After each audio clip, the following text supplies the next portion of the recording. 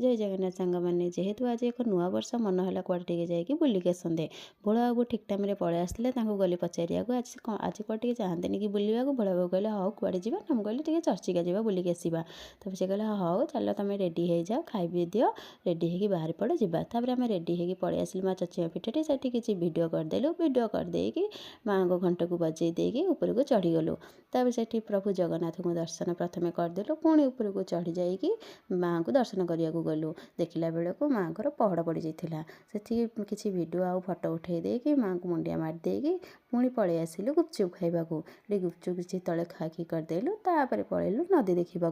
कि नदी ठीक गला बेलू कहीं बोली कहीं ना कि से नदी पा कुआड़े भी सुखिकी पड़ी जना ना